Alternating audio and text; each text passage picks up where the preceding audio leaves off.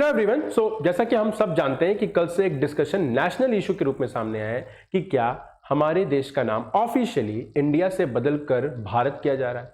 तो यहां पर बात आती है कि आखिर भारत और इंडिया में डिफरेंस क्या है, या भारत से इंडिया बनने की क्या कहानी है, और यहां पर हिंदुस्तान शब्द की क्या भूमिका रही है। तो बेसिकली हम आज यहां पर भारत शब्द की उत्पत्ति के बारे में बात करेंगे। हम जानेंगे हिंदुस्तान शब्द की उत्पत्ति कहां से हुई, और हम ये भी जानेंगे कि आखिर ये इंडिया शब्द आया कहां से। तो these are the three words जिसके बारे में हम आज जानने वाले हैं। So let us start.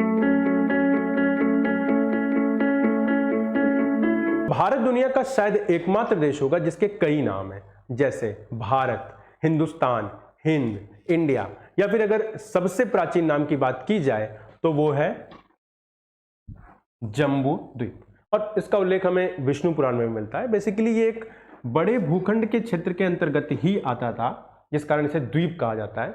और यहां पर जामुन के पेड़ अत्यधिक मात्रा में पाए जाते थे। तो ऐसा माना जाता है कि इस क्षेत्र का नाम जो जम्बू द्वीप पड़ा वो जामुन के फल के ही कारण रखा गया होगा। तो ये तो बात रही जम्बू द्वीप की। अब अगर हमें भारत का नामकरण समझना है तो हमें इन दो वर्ड्स के बारे में जानना बहुत जरूरी है, एंडोनिम एंड एक्सोनिम। तो एंडोनिम क्या कहता है कि जब किसी विशेष क्षेत्र या किसी देश के स्थानीय लोगों द्वारा जब अपने देश का नाम रखा जाए तो उसे हम क्या कहेंगे, एंडोनिम कहेंगे। वहीं जब किसी विदेशी द्वारा किसी क्षेत्र का नाम रखा जाता है तो हम उसे क्या कहते हैं, एक्सोनिम कहते हैं। तो this is a basic difference between endonym and exonym. अब अगर हम भारत के नामकरण की बात करें तो वहां पर सिंधु नदी का बहुत ही इंपॉर्टेंट रोल माना जाता है। कैसे? तो देखिए, ये जो डार्क ग्रीन में आपको दिख रहा है ये पर्शियन एम्पायर है, और ये जो पर्शियन लोग थे वो सा को हा कहते थे। तो इन लोगों ने इस सिंधु नदी को हिंदू नदी कहा। क्या कहा? हिंदू नदी। तो देखिए, अगर एग्जाम्पल के लिए समझें तो हम लोग हिंदी में एक 7 दिन को क्या कहते हैं, एक सप्ताह। तो इन लोगों ने क्या कहा, एक हफ्ता फारसी में। तो वैसे ही ये जो सिंधु नदी है वो हो गई हिंदू नदी।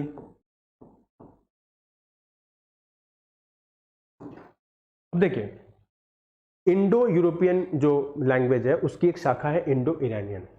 वहां पर स्थान को क्या कहा जाता है, स्थान कहा जाता है।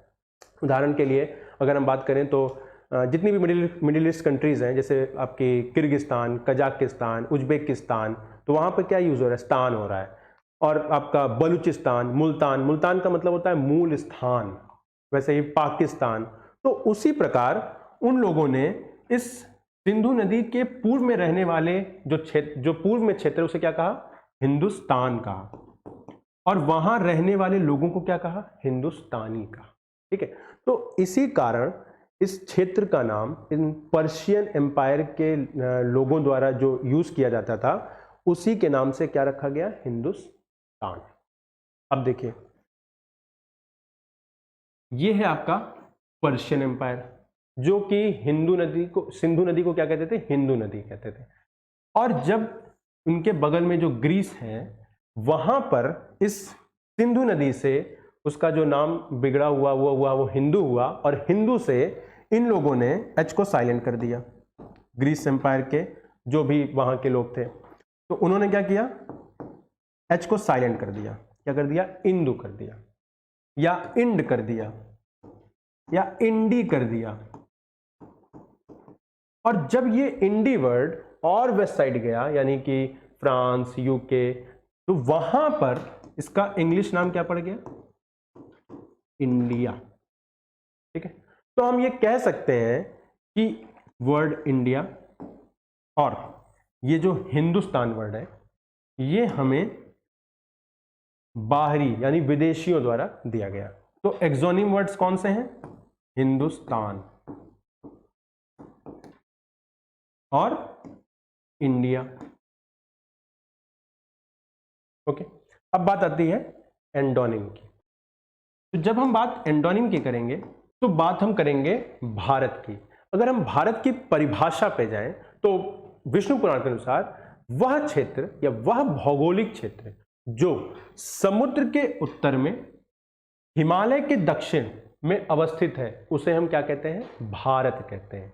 वहीं यहां के रहने वाले लोगों की संस्कृति को भारतीय कहते हैं। तो ये तो रही परिभाषा की बात, डेफिनेशन। अब अगर हम इस शब्द की उत्पत्ति पे जाएं तो इस शब्द का उल्लेख सर्वप्रथम हमें ऋग्वेद में मिलता है।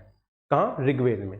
तो ऋग्वेद में एक दशराजन युद्ध की बात होती है। तो बेसिकली ये युद्ध वशिष्ठ जी और विश्वामित्र जी के बीच में था और यहां पर 10 राजाओं ने भाग लिया था इस युद्ध में।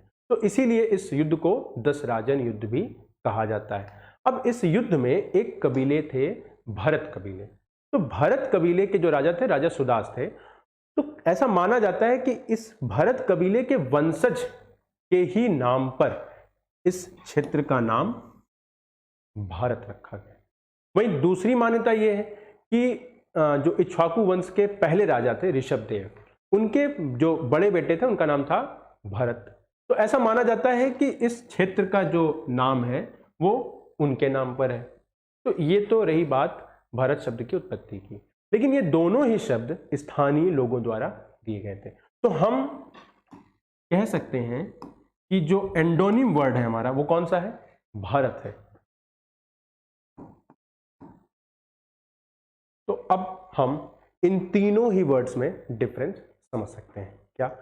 अगर हम बात हिंदुस्तान और इंडिया की करेंगे तो ये एक्सोनिम है, और अगर हम बात भारत की करेंगे तो वो क्या है? एंडोनिम है। वहीं जब हम बात भारत की करते हैं तो वहां पर हम भौगोलिक क्षेत्र के साथ साथ वहां की सभ्यता और वहां की संस्कृति की भी चर्चा करते हैं। वहीं जब बात हम हिंदुस्तान और इंडिया की करते हैं तो हम यहां पर सिर्फ एक भौगोलिक क्षेत्र की बात करते हैं। तो ये दो डिफरेंस इन तीनों वर्ड्स में है, इंडिया, हिंदुस्तान और भारत में।